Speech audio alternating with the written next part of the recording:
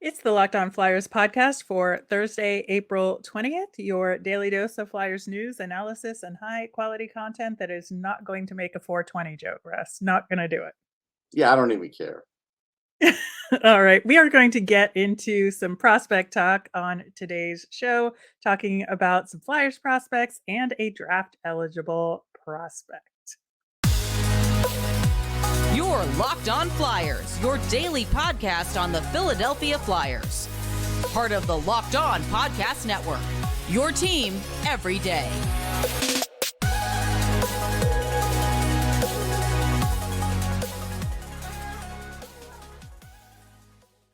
Hey there, I am Rachel Donner. You can find me on Twitter at rmiriam. I'm here with Russ Cohen, who's on Twitter at Sportsology. Thanks for making us your first listen every day. You can subscribe or follow for free on YouTube or anywhere you listen to podcasts. You'll get our latest episode as soon as it's available here on the Locked On Podcast Network, your team every day. Russ, the Phantoms won game one of their series against the Charlotte Checkers. Game two is tonight. And game one was a bit of a roller coaster, I got to say. They were up 4-1 at one point, which is, as Leafs fans know, is the most dangerous lead Oh, in yeah. hockey. Charlotte got back into it, and the final score was 4-3. But Tyson Foerster had 2 goals in that game. And I thought played really well. Ollie Lixel, 2 assists. Sam Ersson was pretty solid in net. They just kind of let up a little bit, and Charlotte kicked things into gear in the third period, and it was extremely lopsided and very scary. Yeah, but a win is a win is a win, and that's good. In the playoffs, that's all you need, right? I heard people talking about the soft ice there and all these different things, but hey, look, they were able to overcome it, and I'm happy for them. Yeah, they're doing an outdoor game in Charlotte apparently Yeah. next year.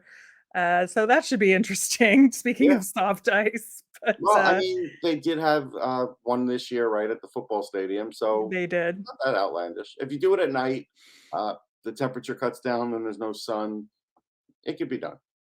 It can. Speaking of the Phantoms, I want to talk a little bit more about Matt Brown, getting into our prospect talk. He is from Boston University, and the Phantoms signed him to a PTO for the remainder of the season. He has not yet played in a game for the Phantoms. And I just thought this was interesting timing and an interesting situation.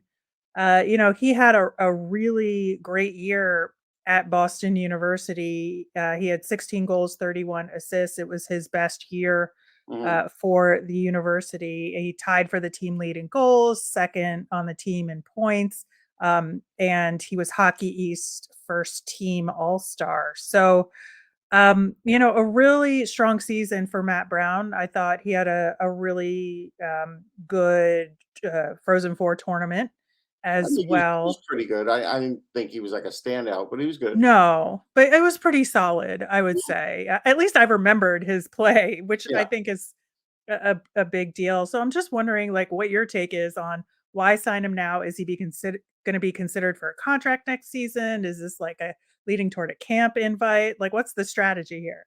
I think the strategy is to get Bobby Brink going. He's familiar with Brink. They played together in the World Junior the WJAC tournament, and Mhm. that's for the night. It was the under 19 that I think they played on the same team. So there's familiarity with those two in the USA program. He's got good speed. He's got good hands. The hockey sense needs work, and he's not the biggest guy. So I honestly think it's kind of like, hey, bring him in. Brink's familiar with him. Let's see if there's something that goes there. Uh, for the fans that think that, like, hey, this is great because look, we didn't even need Jay O'Brien. We got this guy. You're barking up the wrong tree for that. Right. So yeah, I think, depending on what happens if he gets into any games or how he, comes across in practice, maybe they'll invite him to camp Right. on a PTO or something along those lines. I think I would be surprised at this point if just based on almost nothing that he would get a 2A contract, but maybe an invite to the Flyers Yeah, I camp think this next is year. just to get a glimpse of him to see if they're going to go any further, invite him, whatever. Yeah, I think this is the let's look at him part. Yeah, I think so too. Another Flyers prospect who we've talked about a lot over the last year is Samu Tuomaala, and he has been such a conundrum for the Flyers. Drafted in the second round, a lot of promise, and then it just seems to be lost in the woods to a Yeah, large degree the in hockey wilderness. yeah, the hockey wilderness. Is that like a Minnesota Wild reference? No, But it's kind of like when you're out there playing hockey somewhere out there in the world, but you're not where you should be or supposed to be. that's fair. That's fair. Yeah. So, he had been really strong on their U20 national team.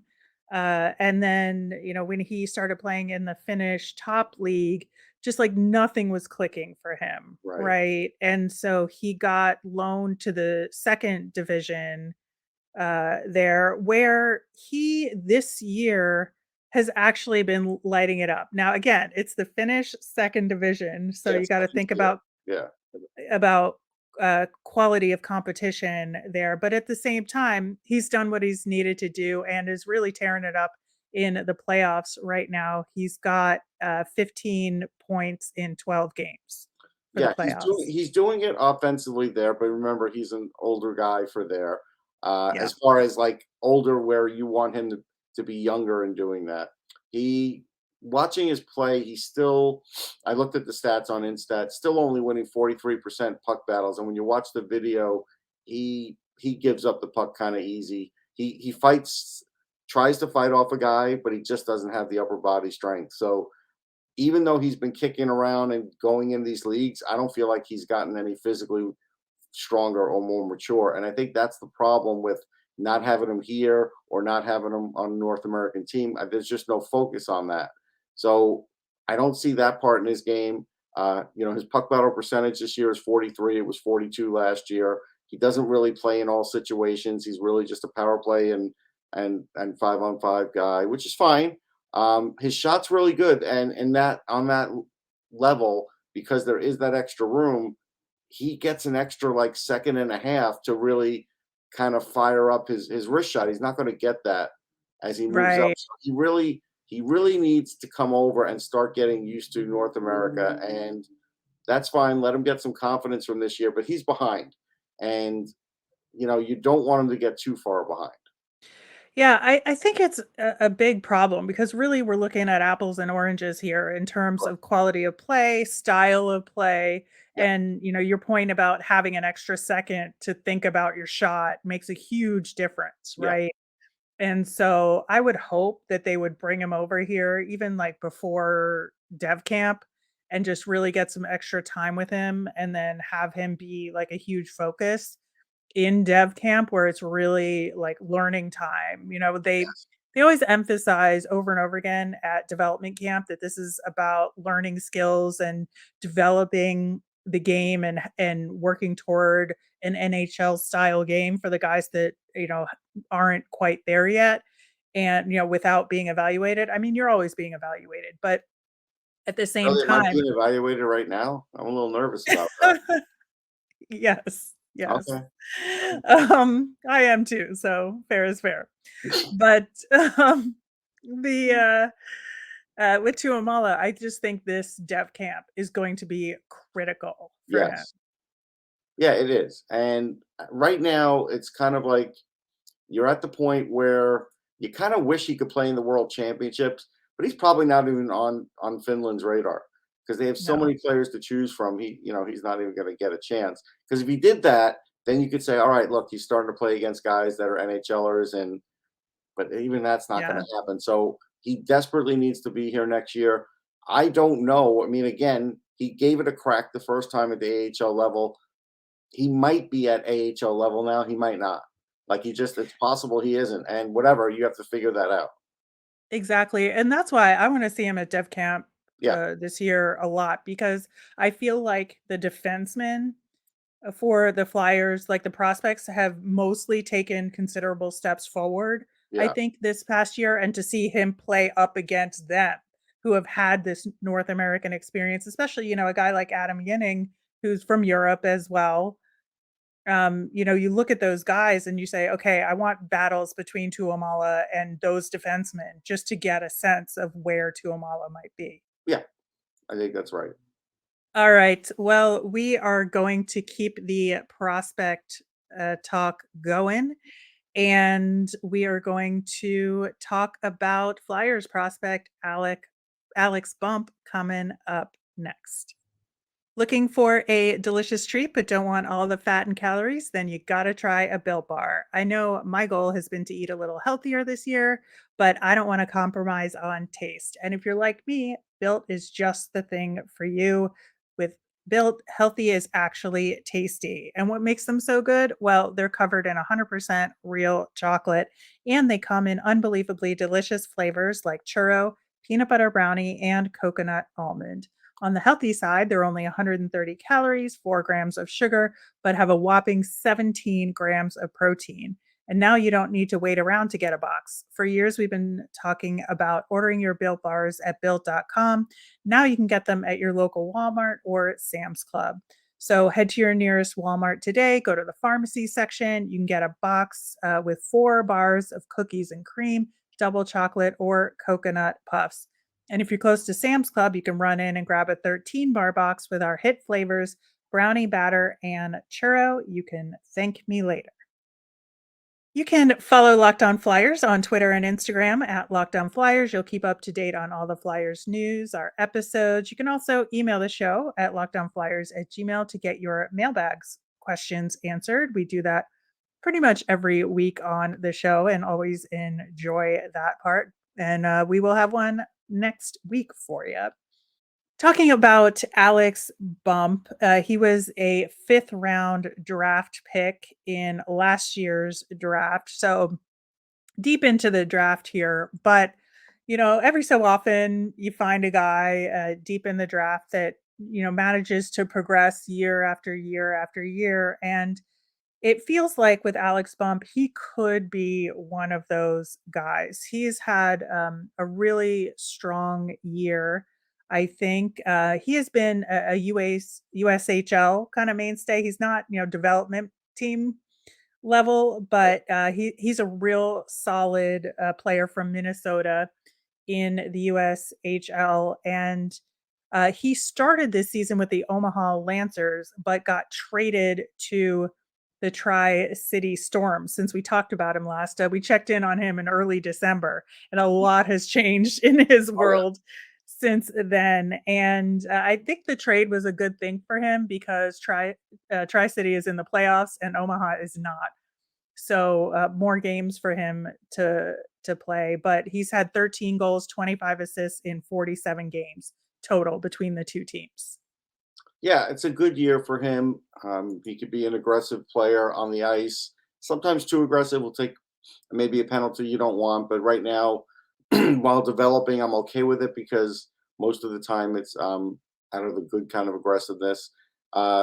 Needs to be a better skater. He's kind of a little bit of a choppy skater, but he does get from A to B, and he knows how to get in front of the net.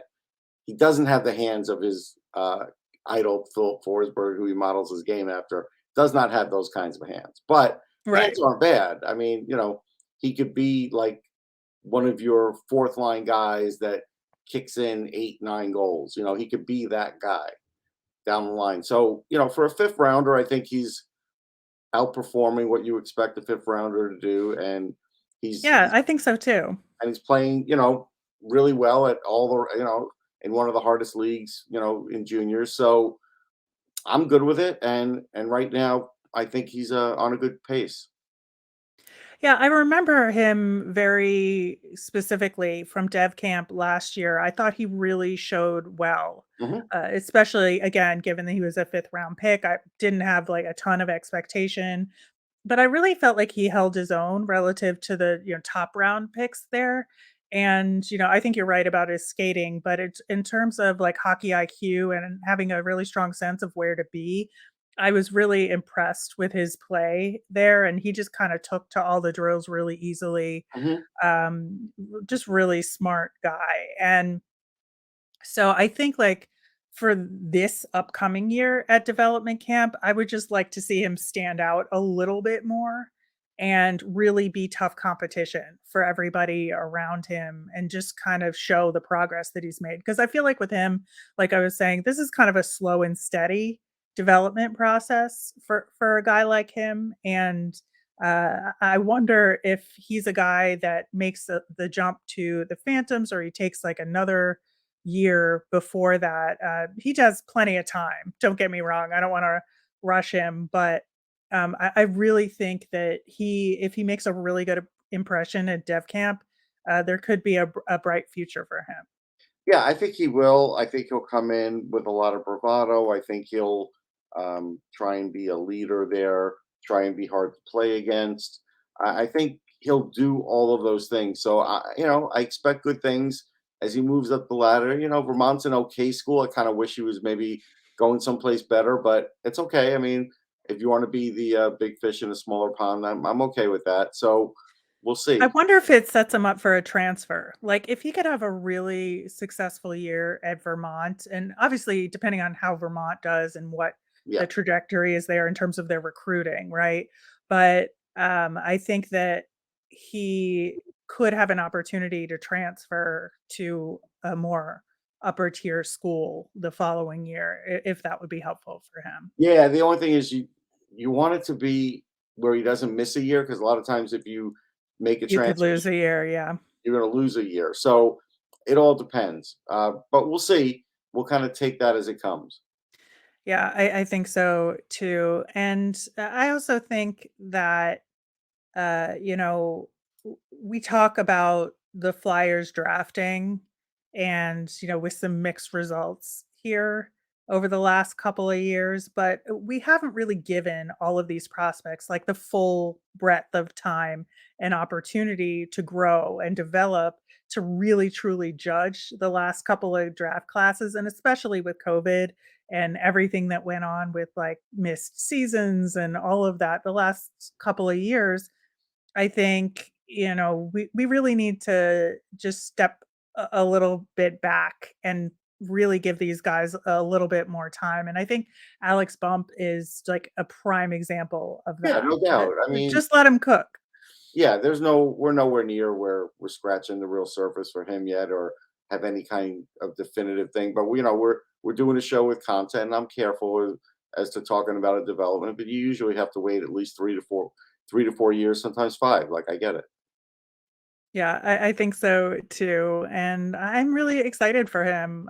Definitely one of the draftees that every so often I just kind of check in with Mhm. him and see how he's doing. And I love a guy with like a good story like Yeah, this, who has really strong potential. But we will absolutely be keeping track of him and look forward to seeing him at Dev Camp. I know I plan to be there if possible, and you'll be there. I'll be there.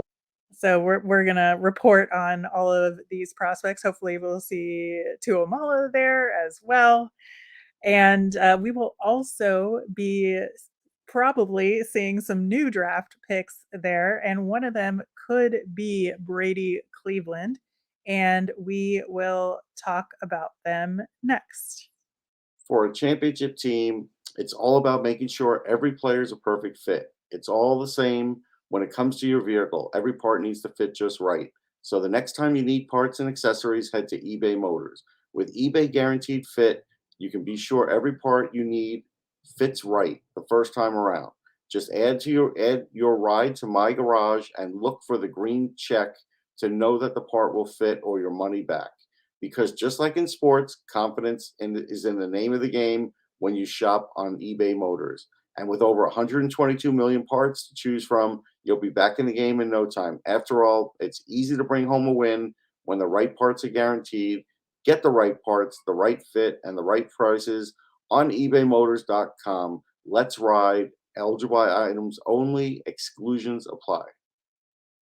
All right, Russ, this is probably your favorite part of the show where we get to talk about draft eligible prospects, which is Mhm. your bread and butter. And you brought up Brady Cleveland, and digging into this kid, I can see why. He's a defenseman, a big guy, 6'4", 218 pounds already. He's a U.S. national team development program kid, which is, again, one of your favorites. My favorite, too. I always love the U.S. program guys. He is planning on going to Wisconsin next year. So that's one of the top tier Yep. programs. And I think he's been solid. I wouldn't say like he's not flashy, right? Oh, But he's a solid defenseman, and he is currently ranked kind of late second round, early third round. right. So this is where you kind of wish the Flyers had their second round pick, because a guy like this could really be a difference maker, 3-4 years down the line, being a shutdown guy, kind of like a Matthias Samuelsson type, right? And every team needs a guy like this. There are actually so few that are really good at that job. He's good at that job. He knows what he is. At the All American Prospects game, that game turned into a physical game because of him and the coaches kind of unleashing him. Because beforehand, they really wouldn't hit each other much. It wasn't like the CHL Top Prospects game, but he opened up with a gigantic hit in that game, and anybody who went in the corner, he kind of rubbed out quick. And the coach liked it, and he liked doing it. Here's a quote when I interviewed him in February. He's like, "My job is to move pucks and be hard to play against." Here's what an That anonymous. sounds like Torts to me. Oh yeah, and he'd be a perfect fit. Here's what an anonymous scout told me, an NHL scout. He's a huge, long, mean, tough, and physical defenseman. He's going to play in the NHL as a match shutdown that kills penalties and impacts games with his physicality and defending. He won't be a guy that scores points, but he's going to be a really valuable player in the NHL and will make highlights with his hitting. Now, the Flyers could wait until their third round pick, but he'll be gone. Like, there's only a few of these guys in every draft, and I just feel like even though he may be sort of slated for late second, I still think he's going to go probably earlier in the second. And this is where you would want to desperately get a second round pick if you're the Flyers, so you could get into position to get a guy like this. He could be a real difference maker for you. Even though Yenning has some of these capabilities, he doesn't have it like this guy. This guy's going to put on another 20, 30 pounds, well, about 20 pounds of muscle. And he's Right. already really big, and he's already really mean. Like, he knows exactly what he is as a hockey player. He's a good skater. He's had elite training. Wisconsin, he's going to have a really good program now that they've sort of changed things there. He's going to have really good players. Some of the NTDP guys are going there too. So if I'm the Flyers, I'm trying to get this guy. And if that means I've got to, trade an asset to finally get that second round pick, or I'm trading a third and that asset to get into the second round, well, whatever I'm doing, I might be doing it to get this guy. Yeah, and if you're interested in seeing what this guy can do, he's on the U18 Team USA squad for U18 Worlds, Just which enough. starts today. Yeah. And the USA games will be on NHL Network, so I know I'm going to be watching those Oh, yeah. regardless. But I want to keep an eye on Brady Cleveland just to see exactly what you're talking about in action. And this is where his stock may start to rise, because all eyes are on him now. There's there's CHL, playoffs and playoffs in a couple other leagues, USHL, but now in a tournament like this, all the scouts are there. So keep an eye on this guy. If you feel like he's going to go in the middle of the second, try and be there and get him, because I'm telling you, they won't be sorry if they get him. And he's, you heard that other scout. He's pretty much what you want in the NHL. Do you think that he, in terms of like, is he somebody that the Flyers could move up maybe to get a second round pick in the draft for? Yeah. Yeah. I mean, that's what I'm saying. He's not going to go in the first round, I don't believe. So let's say he's going in, the middle of the second. Yeah, I do think it's possible that, a team that has multiple seconds, you can make some sort of trade with them. They do have the Flyers, have that first, like in, I don't know, 2024. Maybe you do some sort of complicated trade where you trade that first and a third from this year, and you get a second and whatever, a second this year and a second then, whatever you do. But maybe that's how you do it, and you don't even have to move a player then. But sometimes, you can do that, and you have to just find the right spot to do it. So, if you've gone like 10 picks in the second round and his name hasn't gone off the board yet, then maybe that's where, you start looking for a trade partner. Yeah, I think it's going to be really interesting to see what the Flyers do in terms of that second round zone. Yeah. with the draft picks, and would they figure something out along those lines? They do have multiple third round picks Yes. to work with, and and you're right, they have that Florida first rounder for 2024 to work with. Although I'd hate to give up a first rounder, but Sure, but this draft is just so deep, a right? first rounder in that draft, a second rounder in a great draft. You might take the second rounder in a great draft, and then you're a year ahead, and then maybe in 3 years you've got him in the NHL. Like, he could be a pretty impactful guy. Yeah, I think all of those questions are tough ones that the Flyers scouting group and maybe Danny Briere, or probably Danny Briere, I should say, will have to Yeah. be thinking about. When I was looking more into this kid, also just a fun side story: the U18 squad had a Chell tourney, and he was the champion. So, and he seems like just a fun kid too.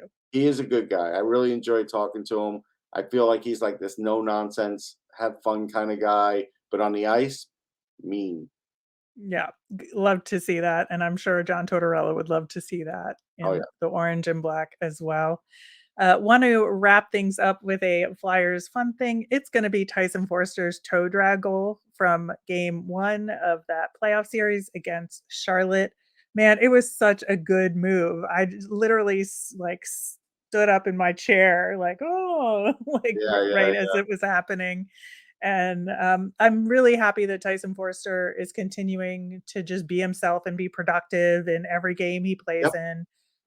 He's continuing the level of play that he had when he was up with the Flyers, which is very important. I know it can be a little bit of a letdown when you go back down to the minors, but he has not let that stop him. He's just been on a roll, I think, since his time with the Flyers, and that's a good thing. Yeah, it is a good thing. He's staying on that path, and scoring him, when you need him to score in the playoffs when it matters, leading his team, all those things are big positives. Absolutely. All right. That will do it for today's show. We're going to take tomorrow off. So don't be surprised if there's no show in your feeds tomorrow, but we will be back Monday for everyday listeners. We're going to get into the latest Flyers news. We're going to update you on the Phantoms playoff series. Plus, it'll be Monday. So we'll have our nemesis of the week as always.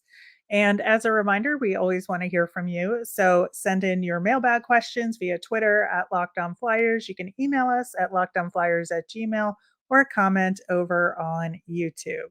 I'm Rachel. I'm on Twitter at rmiriam. That's RMIRIAM. I'm Russ. I'm at Sportsology, SPORTSOLOGY. Have a great day, everyone.